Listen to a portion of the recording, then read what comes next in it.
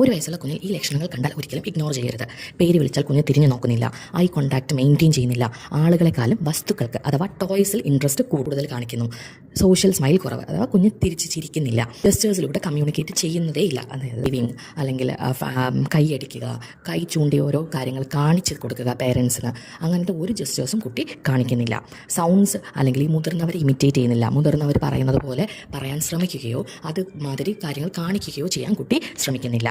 ടാറ്റ പോലെ hand waving കാണിക്കുന്നില്ല. ഇപ്പോൾ ബാബ്ലിംഗ് പോലെ ഇടയ്ക്ക് കുഞ്ഞ് ഒരു 9 മാസം 10 മാസമൊക്കെ ആകുമ്പോൾ കുഞ്ഞ് ബാബാ ബാബാ എന്ന് പറഞ്ഞിട്ട് ഓരോ സൗണ്ട്സ് ഉണ്ടാക്കാൻ ശ്രമിക്കുന്നു. അങ്ങനെ സൗണ്ടൊന്നും കുഞ്ഞിൽ നിന്നും ഉണ്ടാക്കാൻ ശ്രമിക്കുന്നില്ല.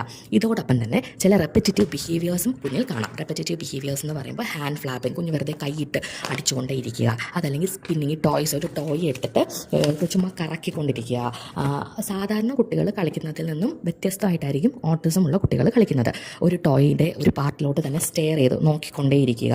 അതോടൊപ്പം അവരൊരു റുട്ടീൻ മെയിൻറ്റെയിൻ ചെയ്യാൻ ശ്രമിക്കുന്നതായിരിക്കും. അവർക്ക് ഒരു പ്രത്യേകമായ ഡ്രസ്സിനോടൊരു കമ്പം അല്ലെങ്കിൽ ഒരു ടോയ് വെച്ചിട്ടായിരിക്കും അവർ കൂടുതൽ സമയം കളിക്കുക. ഒരു ചെറിയ സൗണ്ട് കേട്ടാൽ തന്നെ അനാവശ്യമായി പ്രതികരിക്കുക, ഒരു കുഞ്ഞു വേദന പോലും സഹിക്കാതിരിക്കുക, ചിലപ്പോൾ അമിതമായ വേദനയിലും ഒരു റെസ്പോൺസ് പോലും തരാതെ ഒരു വികാരമില്ലാത്ത പോലെ പെരുമാറുന്നത്. ഇതെല്ലാം തന്നെ പേരൻസ് നേരത്തെ ഒബ്സർവ് ചെയ്ത് അങ്ങനെ ഒരു സിംറ്റംസ് കുഞ്ഞ് കാണിക്കുന്നുണ്ടെങ്കിൽ ഒരിക്കലും കൺസൾട്ടേഷൻ വൈകിക്കരുത്. കാരണം കുഞ്ഞിൽ നമുക്ക് തെറാപ്പീസ് നേരത്തെ തന്നെ സ്റ്റാർട്ട് ചെയ്യണം. അങ്ങനെയാണെങ്കിൽ കുഞ്ഞിൻ്റെ ഫ്യൂച്ചറിൽ നമുക്ക് കുറേയധികം മാറ്റങ്ങൾ വരുത്താൻ സാധിക്കും.